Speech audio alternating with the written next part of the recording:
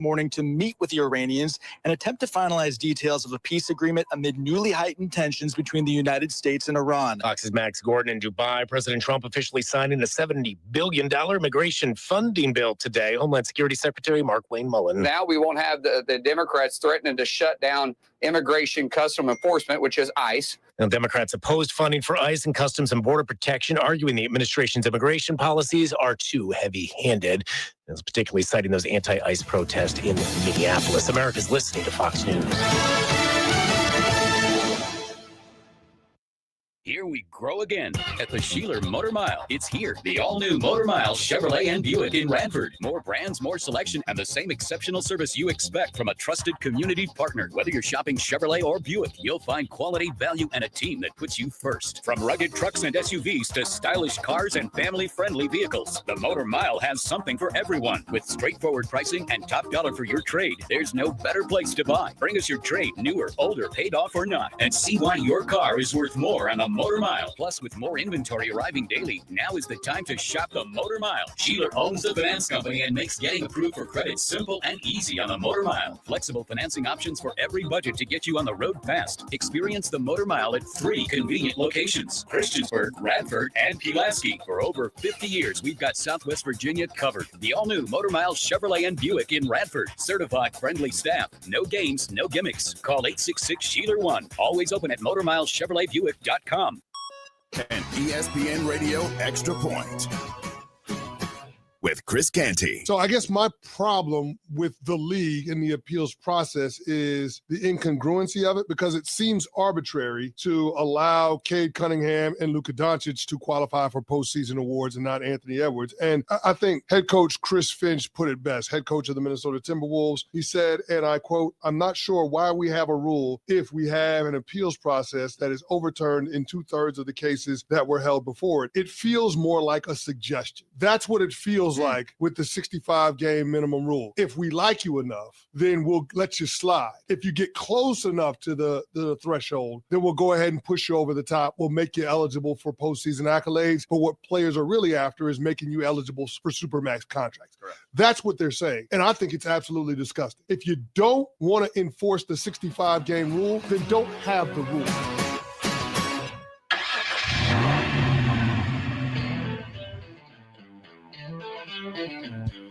You're stepping into the fast lane on the VTRN Sports app, 93.3 FM and 1320 AM Lynchburg, or by asking Alexa or Google Home, open VTRN Sports Lynchburg. Now, take the fast lane through the topics that matter across the Commonwealth. This is the Fast Lane with Ed Lane. And y'all thought Philly fans were bad for just throwing snowballs at an apparently drunk Santa Claus. If you want to get an idea of what horrible is, log on to social media. Just life in general advice is, if you want to see doom scrolling at its finest, just log on to your social media app of choice and start scrolling. It happens in my house. I'm not as big into it, but my wife does it often. I don't know if she would consider it doom scrolling, but getting sucked into the vortex of that, if you will. I do too at times. We all do. There's certain things that just grab our attention, because here's a shocker. It's programmed to give you content that will keep you coming back, not programmed to give you content that you will be able to restrain yourself from seeing. They're not concerned about your health. They're concerned about their interests in having you exposed to their apps more often than not, so that they can provide you with ads, get you to buy products, prove the advertising effectiveness, and continue to make money. I know that sounds cynical, but that's how most of the world tends to operate. The latest example of this is much different, though. If you like doom scrolling and want to see the low pits of humanity, you'll see what New York is like based upon how they treated San Antonio Spurs fans after Game 3 of the NBA's final round. The game that you heard on the VTRN Sports app, and you'll be able to hear Game 4 tonight as well on 93.3 FM and the VTRN Sports app. I was unaware of this, JJ, until I opened up Twitter and all of a sudden started seeing it. And because, of course, I saw a couple of them and clicked on it to see who it was, my feed has now been populated. But here's the sad thing. It's not one person just continuing to share a video without giving credit and attribute. There are multiple different videos of mobs of New Yorkers literally assaulting poor San Antonio Spurs fans, trying to light their hair on fire, pushing them, hitting them, knocking them down, stealing their jerseys. I mean, first of all, JJ, have you seen these videos yourself? Yes, I have seen them, and I think they're utterly ridiculous. I mean, at the end of the day, the guys are just supporting their sports team. It's really not that deep. It is repulsive behavior. Like this is much worse than Philadelphia. Absolutely. Like I have been to Philly for the most exhilarating, euphoric moments imaginable. I was there when the Phillies won the World Series in 2008 against the Tampa Bay Rays. And I've been there at some not so exhilarating moments. Terrell Owens breaks his ankle the next year. Lights out Lidge was not lights out that year. He blows the lead against Trey's New York Yankees. And the Phillies end up losing the World Series a couple of games later. But that was really the death knell for them. And there have been moments where opposing fans have been the wrong end of scoring behavior. But first of all, by and large, it was in the venue. Outside the venue, it hasn't taken place. This is next level stuff. Like, first of all, under no circumstance should you be engaging in this behavior. I may have thought it was cool and funny back when I was a young, moronic kid. But now that I have age and perspective, and yes, a little bit more close in my walk with God, I sit there and realize this is not the way to treat people. Like, you can heckle them in an opposing venue. I'm all for it. Like, I'll use my trip to Boston as an example. Oh, by the way, so you're a Celtics fan. Oh. I got to ask you this. Are you Boston across the board or just the Celtics? So I'm all Boston except for football, where I'm the Commanders. Okay. You're a left-hand upper then. Yeah. Okay. Oh, yeah. Left But- hand up. but- Who are we? By the way, I commend you because you have sacrificed about 2 decades of the greatest quarterback of all time, Tom Brady, to be a fan of a trash franchise for the better part of 25 years. Not now, but under their current people in charge. I Yeah. won't call them leadership because they didn't really do leading. Yeah. But, so you're a Boston Bruins fan as well. Yes, I am. So I went up there. I don't know if you were familiar with history. This may have been before your time. I think it was 2009, 2010. Philadelphia is down 3-0 to Boston, comes back, wins the series. Well, I go the next year where Philadelphia was not as good, and I go to a game with my brother in the Garden, and they give up a goal within the first 30 seconds of the game. The Flyers give up another goal in the next 30 seconds, and it was never good. They got destroyed 5-1. It was an onslaught. I got heckled the entire time, and for the most part, I was cool with it. Like, I'm a Philly fan. Philly fans give it to Boston or New Yorkers and vice versa. But the only time I sat there and realized it was just ridiculous behavior was I'm standing in a urinal going to the bathroom, and this guy in a Boston accent behind me goes, hey, I'm not going to use the word, but hey, you, Philly.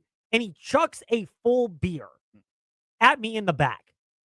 And of course, I may or may not have been, this was before I stopped consuming adult beverages, just to timeline this. I may or may not have mouthed back, well, you're a real smart one, wasting $20 in beer to just chuck it at a fan's back. And thank God the guy either was so inebriated he didn't process it, or he has already gone and left. My brother had to take the sports code. It's a pink sports code. I wear it in October for Breast Cancer Awareness Month. I had to take that sports code, my brother did, to the dry cleaner, as LeBron James would say. Not one, not two, not three. But 4 times to get it cleaned out. 4 times. But that's the worst that I got. I've been in Philly environments where they've thrown hot dogs and debris at Dallas Cowboys fans for cheering. Out Todd Pinkston, former Eagles wide receiver, goes across the middle. Short arms his hands because he doesn't want to catch the ball and he was allergic to contact. And 2 Cowboys fans stand up and cheer. And, just out of left field, hot dogs, hamburgers, food, everything. But it was nothing life-threatening. And still, to me, that's above board. And that was just one fan in the stadium. This is ridiculous. Like, this is much worse. Like, I don't even know how to characterize what we saw. It is mobs of New Yorkers assaulting San Antonio Spurs fans.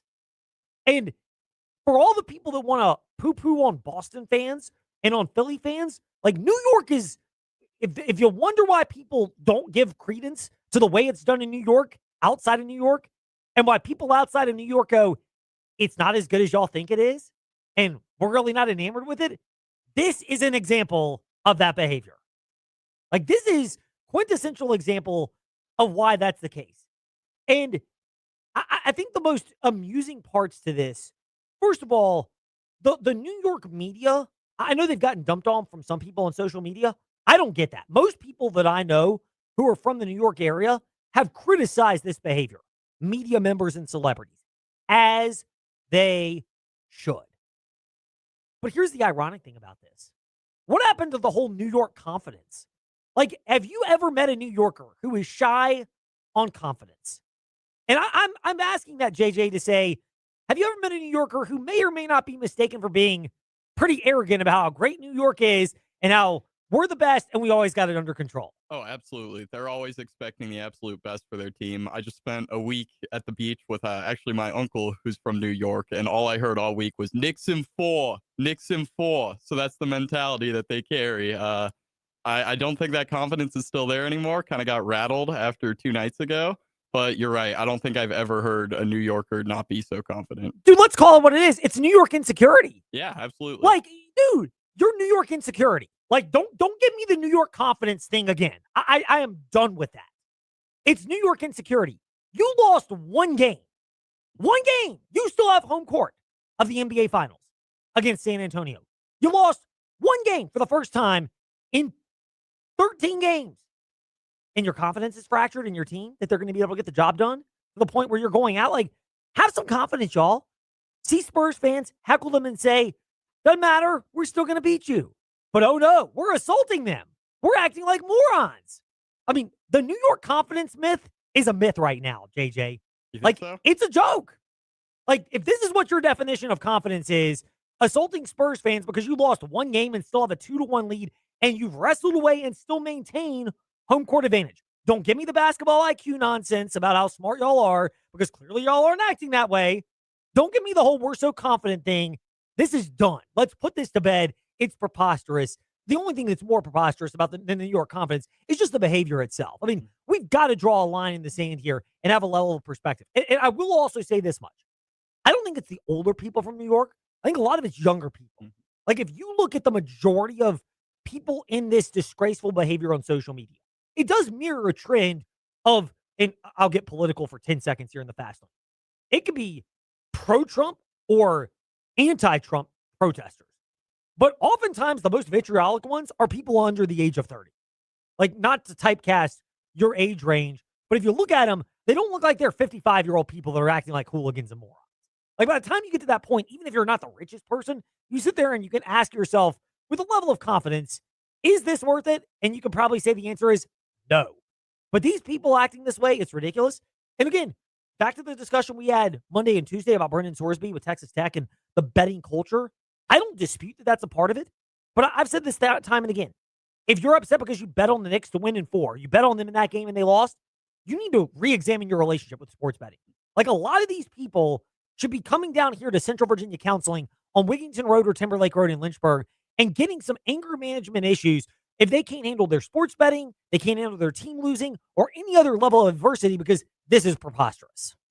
Yeah, I mean, I fully think it's okay to be upset when your team loses, but when it escalates to the level of physical violence, there's just no need for that at all in sports. And when you think about it, during Game 3, the watch parties just outside of Madison Square Garden, those weren't even happening due to the president's attendance. So this wasn't happening right outside the Garden. This is in different areas of New York throughout the city. It is. It's all across the city. Mm-hmm. And yes, there's some heckling from fans, but this is everywhere else. Like, I'm not a big watch party guy to begin with. I know it's some people's, I'm not going to poo on like World Cup watch parties here in Lynchburg or things of that nature. We're a relatively tame bunch here. Mm-hmm. We're not ignorant New Yorkers acting like morons out here, JJ. But this is what you got. Yeah, I wouldn't feel great about going to a watch party. I can say that. Oh. Even if I'm a New York fan, because I don't want to be associated with that behavior.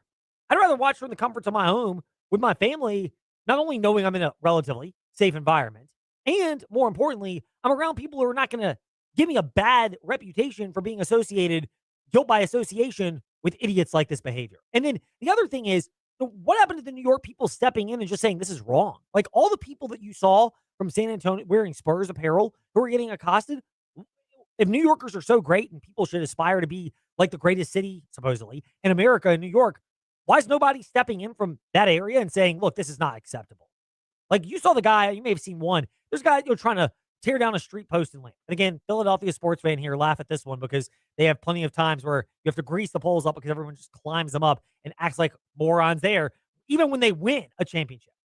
But one guy's trying to say, no, is it worth it? And then a bunch of other people are going after him, trying to assault him. I mean, dude, be better than that. Like, be better than that. Meanwhile, there is a basketball game that is taking place tonight in New York on the VTRN Sports app. What does JJ think will happen? That we get to right now in.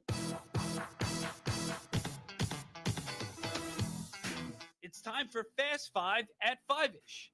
5-ish minutes on 5 relevant topics done around 5 p.m.-ish.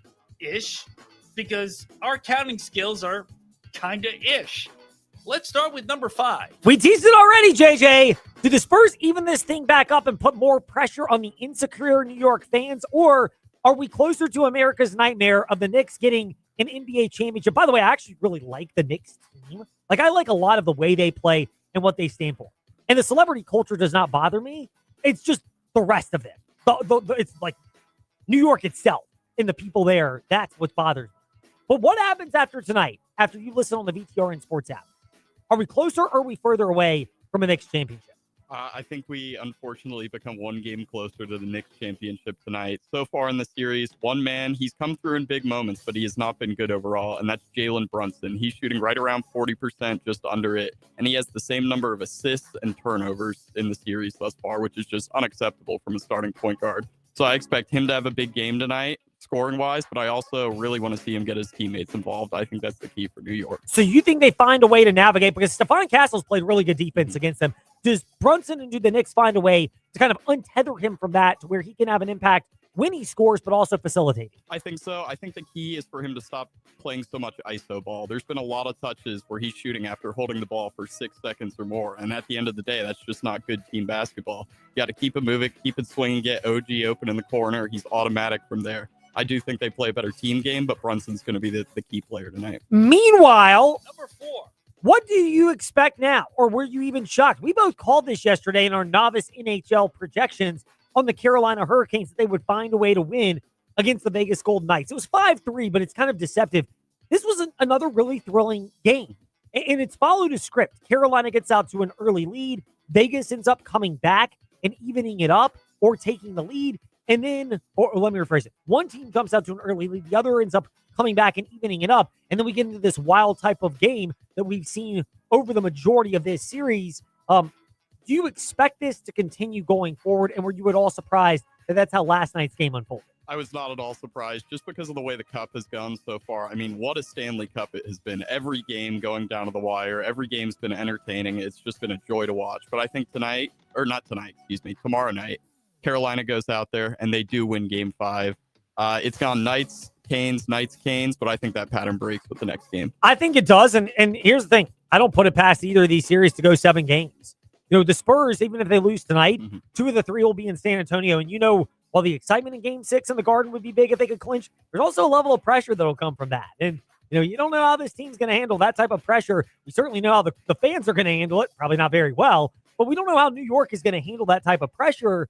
And I think we're in a very good spot where we might get treated to 2 7-game series. Oh, what a pleasure that would be. And of course, you could listen to both of them here right on the Virginia Talk Radio Network, 93.3 FM, 1320 AM. And the VTRN Sports app. And Some the of them after VTRN college. Sports app. Some of them after College World Series coverage that will begin this Friday. It will preempt the fast lane. Meanwhile, Number 3. new money deal. He's gotten paid again. Patrick Mahomes has a new deal with new money for $239.5 million. A total value of his contract, $504.75 million, 2026 through 2033. Over $60 million per year, as the first 4 years are guaranteed whenever he gets to the Chiefs facility and puts his Herbie John Hancock on that particular document. Look, he's the best quarterback in the NFL, and it's not even close. He's a top 5 quarterback in the NFL. Like, I know Trey and I have laughed about Jaden Daniels and Caleb Williams, which one is, ascending to be an elite quarterback. They both have a long way to go to get to Mahomes level. Look at the Chiefs roster. To be transparent, they've basically been in rebuilding mode around Patrick Mahomes the last handful of years. And he has still gotten them to the point, outside of last year where they missed the playoffs and he suffered that knee injury late in the season, he's gotten them further than they really deserve to go with the cumulative collection of talent. I mean, he's by far the best quarterback in the NFL. He's worth every bit of it. You cannot overpay for this guy. And even if you have to pay less or fewer dollars to other positions, this is the example where the Tom Brady effect. He can mask not paying other positions and getting more money himself because he's just that good. Yeah, I don't think there's anyone out there who looks at this contract and says that's a waste of money. It's something you expect. He's their best player in franchise history, one of the best quarterbacks of all time. You pay him every dime, and he's worth it for sure. Meanwhile, what's worth mentioning as well in Number 2. we won't beat the dead horse completely, but to the sports betting comments again, we forgot to mention this yesterday. A Texas court has scheduled Texas Tech quarterback Brendan Sorsby's trial against the NCAA for conveniently February 8th, 2027. There's a shocker. A Texas court schedules the trial for the Texas Tech quarterback for 2 weeks after the scheduled college football playoff national championship game. I mean, it's classic legalese to try to delay this. I mean, if I'm the NCAA and anybody else around, frankly, if I'm the other conferences, I am pushing hard for this. Apparently, there's growing sentiment from the calls that were taken within the last 24 hours since we spoke yesterday from the Big 12 of being upset at Texas Tech. I mean, again, I'll just simply say this. This is the one precedent you can't handle. You can handle players getting tampered with. You can handle players buying off of other teams' rosters. You can handle recruiting benefits, everything else that goes along navigating the $20.5 million rev share cap, which we know is going on in a lot of big spending programs, because ultimately it's the goal of winning.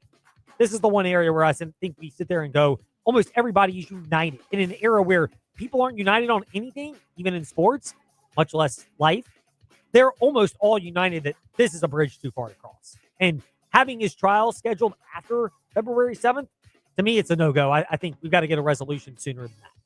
Yeah, it just seems unfair. I don't want to throw around the word corrupt because I don't think it is corrupt, but the system as a whole just doesn't seem to be working the right way. And like you said, I think the best solution would be treat them as employees at the end of the day. Meanwhile, we will get to Number 1 in just a moment with Caleb Barnes on frontstretch.com, but we wanted to get his thoughts. We will get his thoughts on 2 nuggets that have jumped out in the last 24 hours in NASCAR. One, I mean, you want to talk about toughness? Christopher Bell, with a fractured left wrist, going to race at Pocono this coming weekend. Well, drivers are getting speeds that top 200 miles an hour. There have been some pretty vicious crashes that have unfolded at Pocono. I mean, the fact that these drivers have gotten themselves together safely and made it their way through, prayers to God that continues, that we continue since 2021, since Dale Earnhardt in 2001, to not have a NASCAR driver suffer a fatality. You know, people criticize the car if there's one positive on it. That's the case. But to me, the test on Christopher Bell and his fractured left wrist really is going to come after this race. When you start going to the road course at the Naval Air Force Base out in San Diego, and you have to go to the road course itself out in Sonoma right after that, that's where you're really gripping the wheel. You have to turn it to go in both directions. Pocono, do not underestimate it because it's a triangle-shaped track if you're not familiar with NASCAR, which means you do have to get some pretty sharp turns through those tricky 3-turn hairpins at Pocono. But there's also some breaks with long straightaways where your wrist might get a little bit of a break if you're Christopher Bell versus at the road course where in the street course where it's going to be pretty unforgiving. Also, Wood Brothers confirming Josh Berry will not return in 2027. It is not going to name a driver in the near future. For a guy that started off with so much promise, including last year getting a win at Las Vegas, I just hate that it's kind of spiraled out of the way for Josh Berry. He's such a fan favorite. He's a likable driver. He's a short track background. A lot of people around here are very familiar with him. But it's often hard to translate that into consistent success, especially if you're not at a top team and they are looking for people that can continue to do that. When we return in the fast lane, what more can we say about this move with Josh Berry not returning to the Wood Brothers and Christopher Bell and his test of endurance? Caleb Barnes will weigh in on that from frontstretch.com next here in the fast lane. The clock is ticking. Time is running out for Virginia citizens to purchase modern sporting rifles and magazines from Big Boys Guns. Beat the July 1st deadline. Right now, the selection is robust at Big Boys Guns. ARs, AKs, and the most popular handguns will soon be banned from sale in the state of Virginia. Don't wait. Visit Big Boys Guns before the inventory is gone and not allowed to return. Shop 24/7 at BigBoysGuns.com and in store on Route 460 in Blue Ridge. Hi, I'm Al Billingsley, a board member with CASA of Central Virginia. Children who have experienced abuse or neglect often enter foster care feeling scared, confused, and alone. That's where CASA volunteers step in. We stand behind these children to make sure that their voices are heard in court. CASA is looking for caring adults from our community to serve as volunteer advocates. And as a man, I can tell you we're especially in need more men to step up for these kids. If you're ready to make a difference, learn more at cvcasa.org. Midday hunger hitting you hard? Swing by Macadoo's for our $8.95 weekday lunch specials. Whether you're craving a classic crunch or something fresh, we've got you covered. Chicken tender basket featuring crispy golden tenders served with fries. The Macadoo's Chef Salad, a healthy, loaded favorite that will hit the spot. Hit back against your lunchtime hunger at Macadoo's with eats that won't break the bank. It's time to share it and fun. Just to be there the only one. Just to be there at Macadoo's. We'll see you at the Do's. Guests are great, except unwanted guests. At Specialty Exterminating, we know the difference. Hi, I'm Sabrina Kennan with Specialty Exterminating. We help you keep unwanted pests out of your home. Now we can keep those reptiles away. Our new reptile repellent is the perfect add-on for your pest prevention service. It's pet and people safe, so it's perfect for any homeowner, especially pool owners and homes in wooded and rural areas. Call us so we can repel the reptiles. Specialty Exterminating, your pest prevention partner since 1979. Summer is a time for sunshine and growth, but even in life's brighter moments, things can still feel overwhelming. At Central Virginia Counseling, we provide professional support when you need it most. This summer, prioritize your well-being. Our experienced counselors are here to help you build resilience and move forward with confidence. Take the first step today. Visit centralvirginiacounseling.com to get started. Central Virginia Counseling, where courage meets compassion. When you walk into Haley's, you see the size and selection of a big box store. Over 19,000 square feet of appliances and mattresses. Leading appliances like KitchenAid, Whirlpool, Maytag, Genair, Speed Queen, GE, and Monogram. And mattresses like Sealy, Serta, and Tempur-Pedic. So what's the difference? A family, locally owned business. And a staff committed to servicing you over the entire life of the product. That means before, during, and well after your purchase. Visit Haley's today, just off Ward Road in Lynchburg. Haley's, quality that counts. Edge of your seat drama, the thrilling pursuit of victories and championships. From the premier NASCAR series to local racing, visit frontstretch.com for your true inside access. We don't just report the news, we live it. From insightful articles and captivating podcast commentary, frontstretch.com opens the gates to the NASCAR pits, track, and corporate suite, so you can get closer to the garage than ever before. Frontstretch.com, fast, fearless, focused on racing fans. Tired of juggling 5 different numbers for your home's essential systems? Concord Mechanical is your true one-stop shop. From high-efficiency equipment sales and precision installation to proactive maintenance and emergency repairs, the Concord Mechanical will handle it all. Whether you're upgrading your HVAC, fixing a water heater, or seeking seasonal tuning, their expert technicians deliver seamless service under one roof. Save time, eliminate stress, and keep your home running perfectly year-round. Call today or visit theconcordmechanical.com to schedule your service. The Virginia Talk Radio Network reaches more people than any other Lynchburg-based media company. Call Melinda at 434-534-8500. Let us tell your story.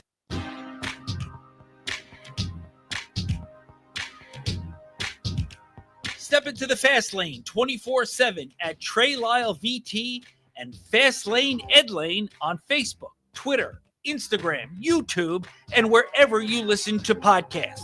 Now, back to the Fast Lane. Well, we touched on it just a moment ago in the Fast Five at 5-ish. If anybody wants to hear our opinions, we would always be glad for you to do so at Fast Lane, Ed Lane, however you listen to podcasts. But now we get the expert's opinion from frontstretch.com as Caleb Barnes joins us once again here in the Fast Lane. Caleb, great to be speaking with you. We are appreciative of your time and apologize that it has been a moment since we've been able to catch up and talk a little bit of NASCAR. How much are people going to be aware of and respect the toughness for Christopher Bell, if not during the hairpin triangular turns at Pocono this weekend, certainly within the next couple of weeks after the San Diego Naval Base course and the road course in Sonoma? I think they're going to respect, throughout the entire summer, it's going to be just a tough grind with how hot it gets inside those race cars. And then, you mentioned you got Pocono with all the shifting this weekend, and then these road courses coming up. I think it speaks a lot to Christopher wanting to get back to the track and stay in that car for these next few weeks. And I'm glad he's going to give it a shot. I hope he's able to make it through all right. And who knows, maybe we'll see after this weekend at Pocono, maybe he'll decide like he needs to give it some more time and does one of those swap mid races at one of the road courses. But if he's able to hang in there, I think I saw some clips back from 2013. Martin Truex Jr. had a similar issue where his wheel snapped out of his hands and it broke his wrist. And that issue carried out through the rest of that season. That was at like the Bristol night race at the end of August. And all throughout the fall, he was racing with that broken wrist. So this is something that, man, huge props to Christopher. He's going to show a lot of toughness to try to get through this for as long as it's going to take to heal, especially if he's going to continue driving that car. So, glad to see that he is mostly all right, but hope to continue to see that hand heal. He's going to be tough throughout the rest of the summer, though. Those JGR cars have been super fast all season so far. All right, so the next question that we get to ask of Caleb Barnes of FrontStretch.com in regards to this is something that your colleague Tom Bowles of FrontStretch.com wrote about in his Did You Notice piece that dropped earlier today. The volume of injuries that have crept up in multiple sports and multiple disciplines of racing. He referenced IndyCar, but for the sake of our chat, we're going to stick with NASCAR today. What level of concern is there now that we've seen head injuries in prior years and this time other body parts falling victim to injuries in a car that has been very protective and has accomplished its ultimate goal of keeping drivers safe from fatalities, but not necessarily at the cost of being victimized in other areas? The head injuries were certainly concerning, especially whenever this car first debuted. These types of things, I just think each incident is kind of different. It's kind of a one-off. You just have to look at the different aspects of how fast the cars are going when they hit and some of those sorts of things. I believe, I'm trying to remember what some of the other drivers have been knocked out for. I was thinking through, like Eric Jones got knocked out, had Corey Heim, I believe, run a race for him a year or two ago. And it's just like that wreck with Bell.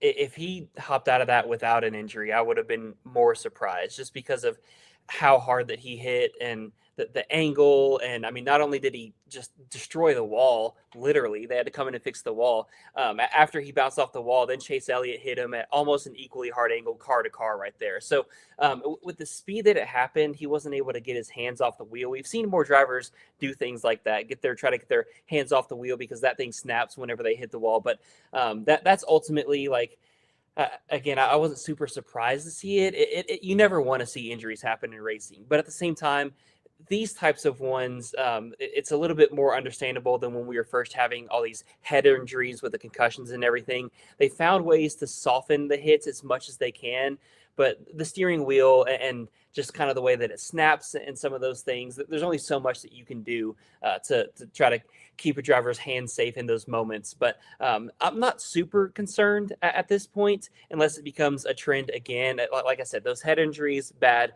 get them out. Glad to see that they've kind of figured some things out with that. But I'm not super concerned after the most recent crash and injury that we saw. And again, we are seeing Christopher give racing a shot for these next couple weeks, so it hasn't knocked him out of the car either.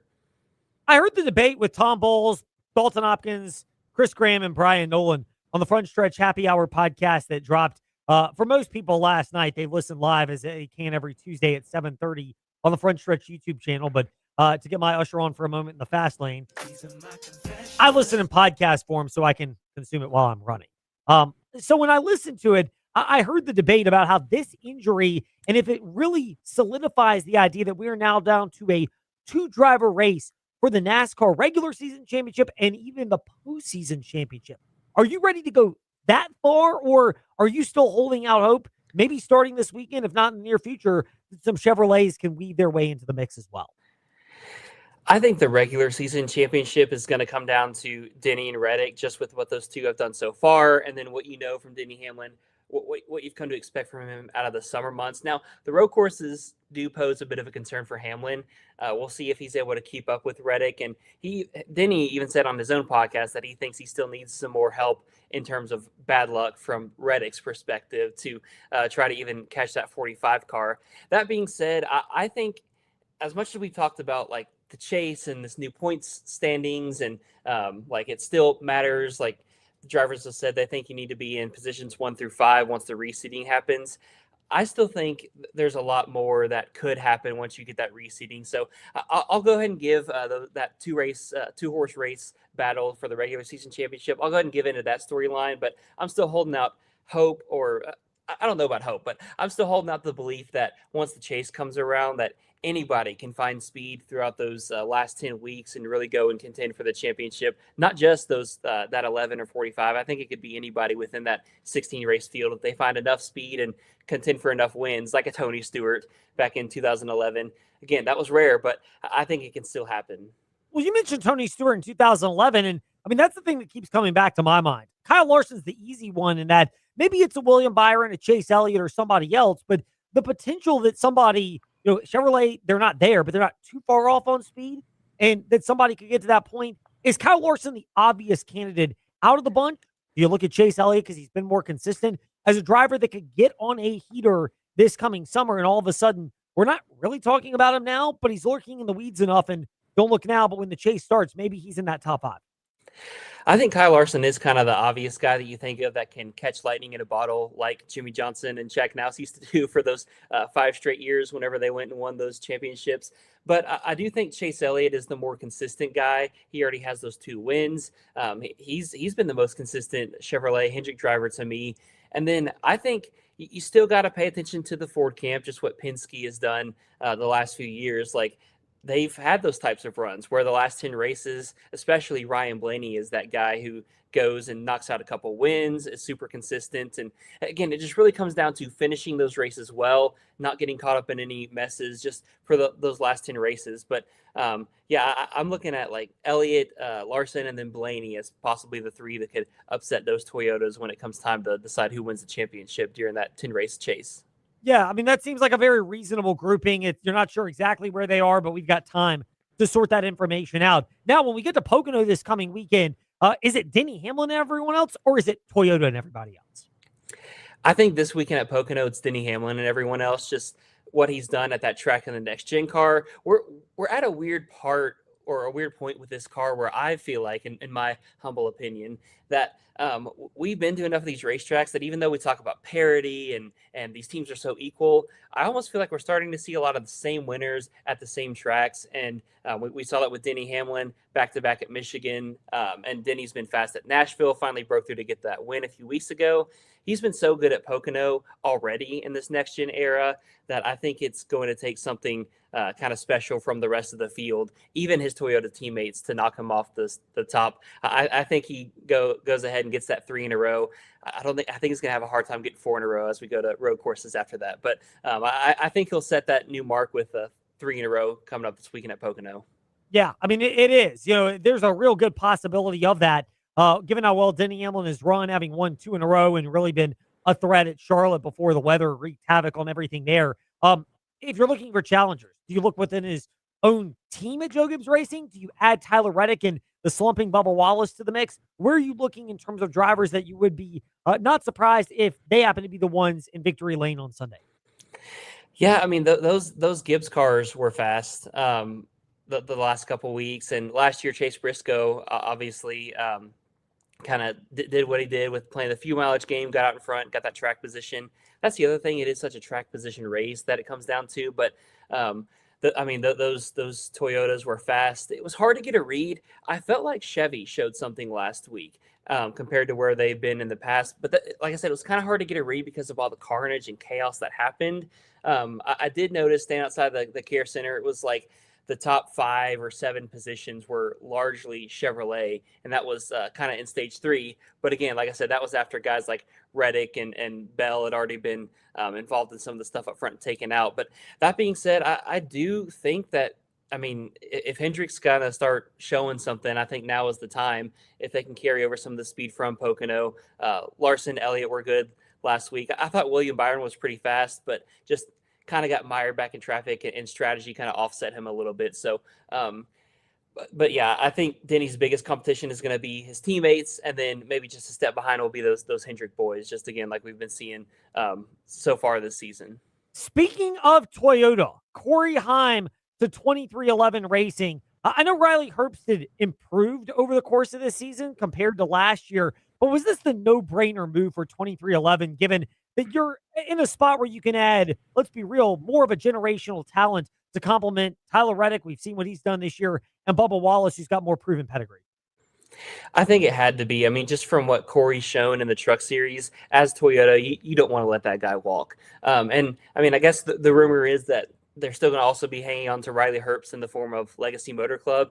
And that's also a big pickup there from what Riley's been able to learn over the past 2 years now, or season and a half, I suppose, and just the trajectory of that Legacy team with what we've seen out of Eric Jones. I mean, they could do something special next season as well. But Corey Heim, I think, is the obvious choice. I'll be really curious to see where he fits in. I mean, we've already seen him leading laps. Now, some of that was just some offset pit cycle and everything. But I mean, I think he's going to be the real deal. It's just so crowded up at the top of the Cup Series. So I don't know where he's going to slot in yet. But that's something we'll have to see if he's going to start having a good season next year, if it's going to be kind of like we've seen maybe Connor Zilic this year, where we had a lot of high expectations for him. I know Corey, like ever since they announced that, he's had some good moments, but then he also like ran over Todd Gilliland at Nashville. I think that was the weekend that they announced it. So I think it was the no-brainer. It was the obvious choice. We'll see what he can bring to that team next year. Indeed. That'll be a lot of fun to get an idea of that. Meanwhile, we don't know who will be on another team, and that is going to be Wood Brothers Racing parting ways with Josh Berry. I love Josh Berry. I hate it for him and the story of him in this move. Was this something they had to do, given how he had slumped so badly after getting a win at Vegas in the early part of last season? Or is this one where you sit there and go, maybe this was a little premature? I think the writing was on the wall. I saw one of the stats. I don't remember exactly the number, but it was just like the DNF percentage for Josh Berry was just super, super high. And I mean, it was surprising because things started off so well last year, right? Like they got that win at Las Vegas, and you're like, oh man, Josh Berry, like him and Wood Brothers, they're meshing just so well together. And that just has not been the case since then. And I mean, it's even one thing to be kind of like a non-factor, like to be running in the teens or 20s and just out of the storyline, but he's been a story because he's been crashing so much. And I mean, I remember walking down pit lane on Saturday, and I hear the tires and hear whoever's lifting out of the gas, and I couldn't remember who was on track at that time, and I was like, oh no, and I looked over and saw Josh sliding down the front stretch, and I was like, oh no, not again. And so I'm with you, like on I mean, Josh seems like a great guy, but at the same time, it just has not worked out for him the last 2 seasons. And it sucks to see that. It sucks to see drivers kind of losing opportunities that they worked hard to earn. I mean, we saw we saw the story of Josh Berry and how he grew so much with from late models into the JRM equipment, and felt like he truly earned the Cup ride that he got. And then it's gone downhill ever since. Yeah, it has. I hate it, but I guess I get it. In the business is business sense. Meanwhile, the business of NASCAR is at frontstretch.com, and Caleb Barnes is one of the great contributors. Caleb, thank you for making time for us today in the Fast Lane. Glad to have you back on. Thanks, Ed. Caleb Barnes with us here in the Fast Lane. When we return, we pivot from that to all the state quarterfinal action and a lot of it that unfolded last night in our area. We will get a rundown with NewsAdvance.com's Bryson Gordon here in the Fast Lane on the VTRN Sports app and 93.3 FM.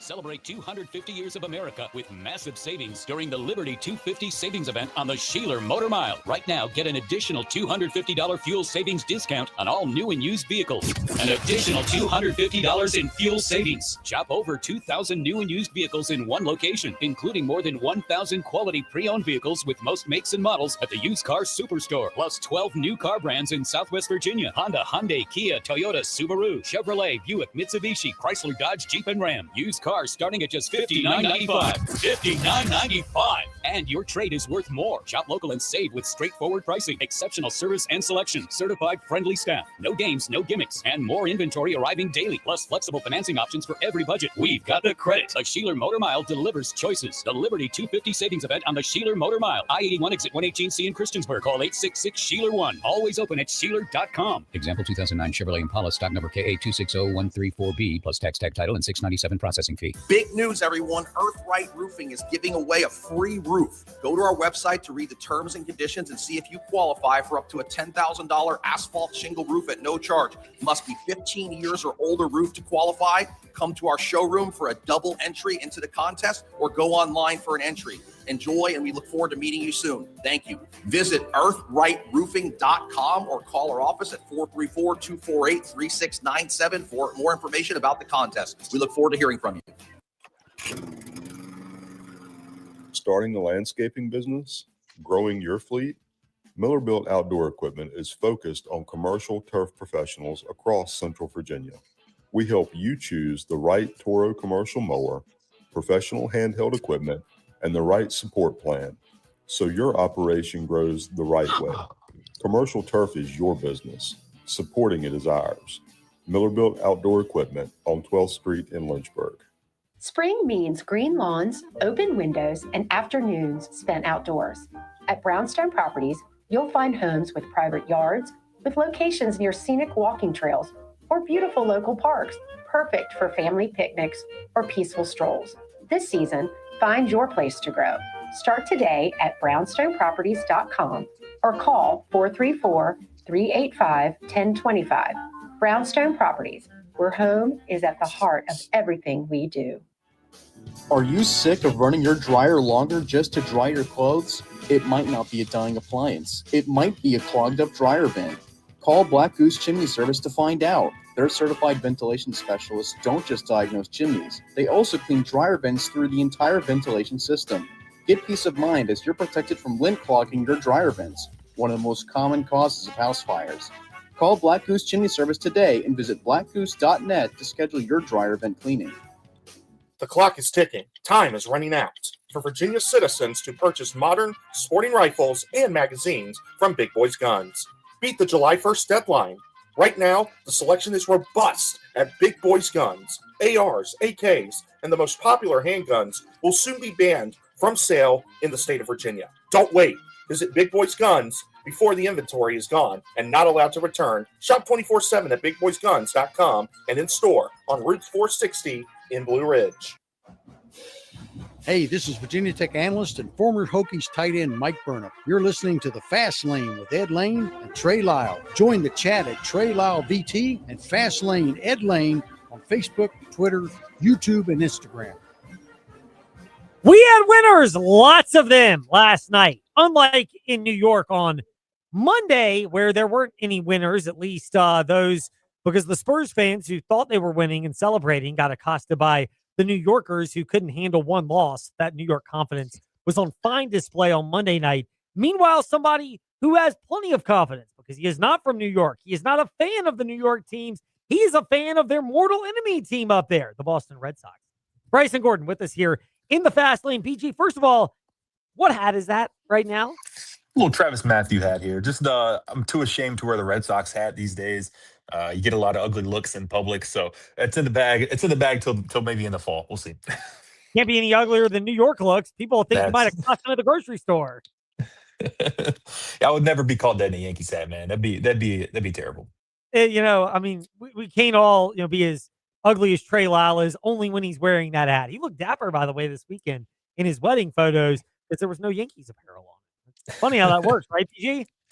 I was going to say, I'm surprised he didn't talk his wife and his fiance into allowing him to have a big NY chain on. I'm surprised he didn't try to work that in somehow. My man, pinstripe uniform. Pinstripe suit, yeah. Yeah, it wouldn't have gone over very well, I'm sure. And I know how these weddings go. I'm pointing at my wedding ring. You don't have a say in what you're wearing on your wedding day. That's all her decision. You get told. You definitely do. You get voluntold a lot. It's the start of a lot of that. Bryson Gordon of newsadvance.com is with us here in the Fast Lane. Meanwhile, yesterday, can you remember a day? And I know you're relatively new to the beat covering the high school sports scene. You've done a lot of sports for Liberty University. Can you remember a day where this many teams were in the state quarterfinals or in glass lacrosse semifinal case, and all of them came away with wins from our area? Yeah, I was thinking back. I was actually looking earlier today. As you mentioned, this is going to be, I think, my third or fourth spring jubilee, and I was kind of looking at what we've done in the last few years on that first Thursday or that first Friday of semifinals, and I think this is going to be a lot. We're going to have 7 teams in our area, play on this weekend. 6 teams playing on Friday in the semifinals. Obviously, UC Glass won their semifinal last night, so they're on to the championship on Saturday, and so it feels like it's a busy time of year for everybody, but it especially feels that way for us. I think just because of our athletes had a really good spring. We had a number of surprise teams that made it to last night. Just thinking about some of the shockers. You think about Liberty High School in softball. They made it through as a 6 seed in the region playoffs. Think back to some other teams. Liberty Christian boys soccer, they were a 7 seed in their region playoffs. They ended up winning the region championship, and they won last night in region play. So a lot of these teams that were a little bit surprising, kind of coming throughout and emerging through their region play. That's what kind of made for a busy night last night. We had 14 teams in action in total yesterday.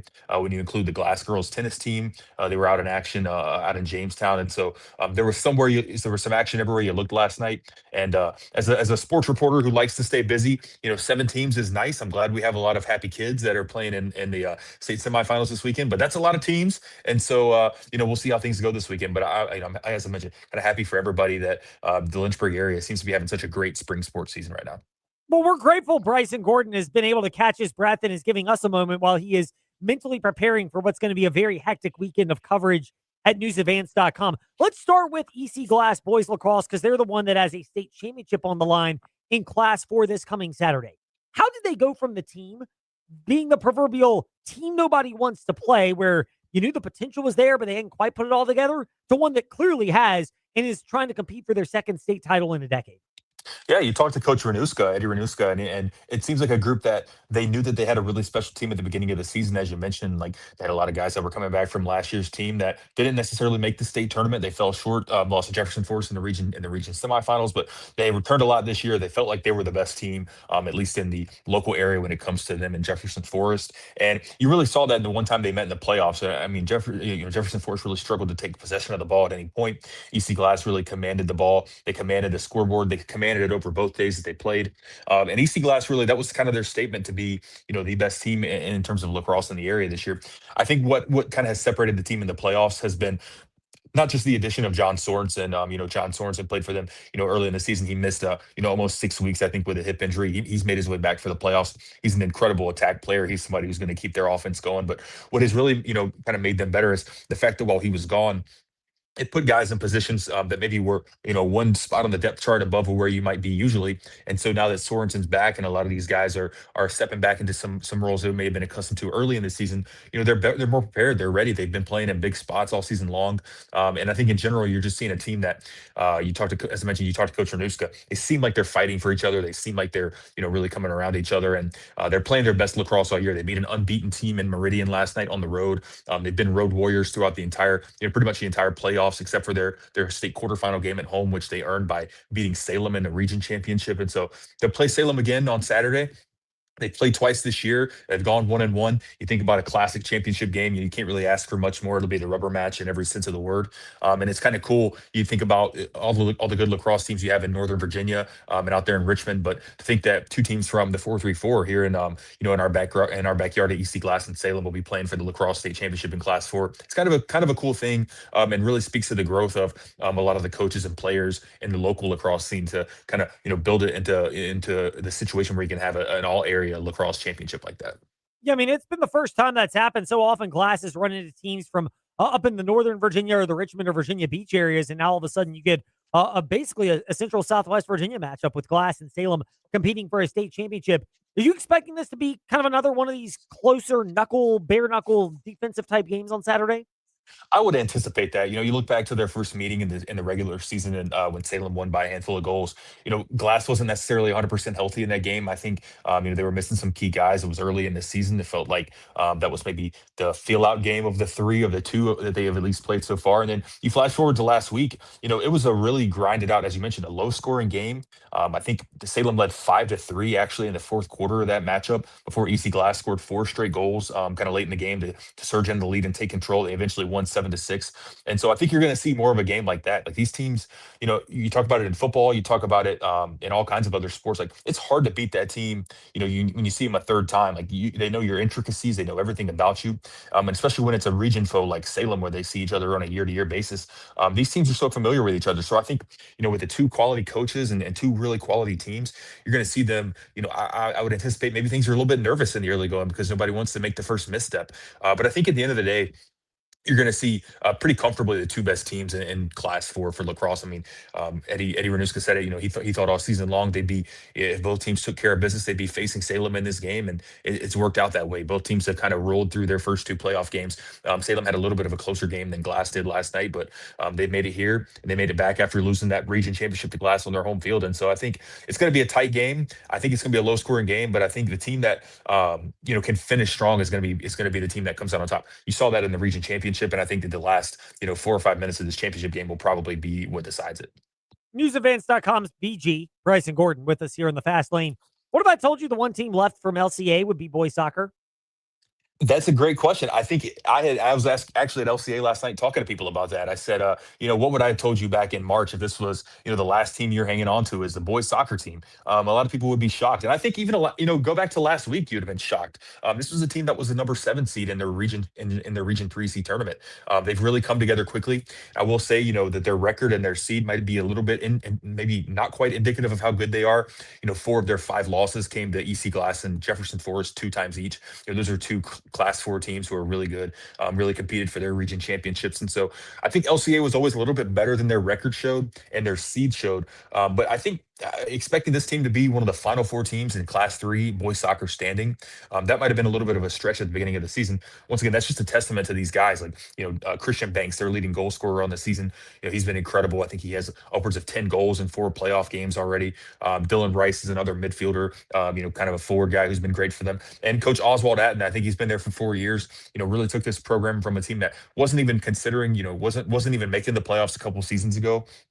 And now they're one of the last 4 teams remaining. It's been a quick growth for the LCA boys soccer team. And the interesting thing about them is that they're relatively young. They're going to lose a couple of important pieces, but I think, a lot of the key guys for this team have the opportunity to come back next year and maybe even make it another special season next year. So this is a team to look out for this weekend, but I also think it might be a program to kind of keep your eye on over the next few years as they try to put themselves in that conversation with JF and EC Glass around here. BG, the other teams that you might be able to label, I wouldn't say full surprises, but mild surprises, William Campbell softball, Appomattox boys soccer, and Nelson County girls soccer. Out of that bunch, which one is the one that actually has surprised you the most? Yeah, I think if you go back all the way to the beginning of the season, you got to talk about the Nelson County girls soccer team. They've surprised everybody, and in the sense of they surprised nobody with their dominance this year. I think a lot of people expected them to be good, but I think they've surprised a lot of people with how good they've been. Their goal differential this year is 124-4, and that's not a typo. That's unbelievable, the amount of offenses they're able to put on the board, that the amount of goals that they're able to keep their opposing teams from getting. They dominate the possession, and they really haven't been tested this year. They won 1-0 last night. That was their closest game all season long. They haven't had another game decided by fewer than 2 goals the rest of the way. They've dominated everybody, and so I don't think it's a surprise that they have gotten to this point, but I think it's a surprise that they have been this good all season long. And of that group, they certainly have the best opportunity to win a state championship. It's going to be tough. You look at some of these teams around the state that play Class 2 soccer. It really gets tough when you get to the Final Four. Nelson County already has a win over Glenver, who is traditionally one of the best Class 2 teams on a year in, year out basis in girls soccer. They already have a win over them, and so they feel good about themselves going into this Final Four. But I think in general, to touch on the other two, 2 great stories. William Campbell, they've had a really tough schedule in the regular season. They've emerged the better for it in Class 1, and then of course, think about Appomattox County Soccer, for them to go all the way out to Bluefield last night, play Graham, almost a 3-hour bus ride for them to get that big win and punch their ticket back to the state, the state Final Four. That's kind of what this time of year is all about, right? You're all excited about the kids that, you're expecting the teams like JF baseball. You expect the teams like, Appomattox County softball to be playing deep, but you don't necessarily expect some other teams. And when those kids have the opportunity to go play in the Final Four and go play in places like in Salem this weekend, that's what really makes the Spring Jubilee special this time of year. I'm going to pull EC Glass boys lacrosse out of our last question because they are going to be competing for a state championship Saturday, and most people expect it to be close, and therefore, if it's close, by definition, the Hilltoppers have a chance to get championship number 2 for their boys lacrosse program. So we're not going to count them in this.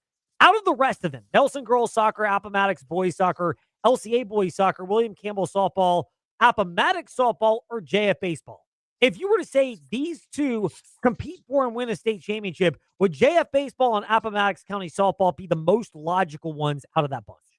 That's a tough question. I think, Jefferson Forest, I think they're a really good baseball team. They have a tough task in Atlee tomorrow. I think if you made me pick 2 of those group, two out of that group, I think I'd probably stick with Appomattox County softball. It feels like their girls are on a multi-year journey to kind of get back to that state championship and win that state championship. I feel like they're a team that I don't want to say the D word, but they might be destined to get back to that spot. And then I really think the Nelson County girls are the team to watch as well. I think if they could get past the semifinal game, they're going to be feeling really good about themselves. Last night's result was a little bit closer than I probably would have anticipated. I think maybe some people would have, but I think in general this team has been on another level all season long, and so for them to finish this off with a championship, I feel like that would be kind of fitting for this team. And so if I had to pick two, I think those two would be the teams that would win it all. I certainly think Jefferson Forest has an opportunity. I think if Jefferson Forest is able to withstand the Atlee offense in the semifinals and make their way to the championship, they probably would be the team to beat if they get into the championship game. But Atlee, they've lost one time all year. They're a really talented team. They pour on the offense. That's going to be a tough task right out of the gates for JF.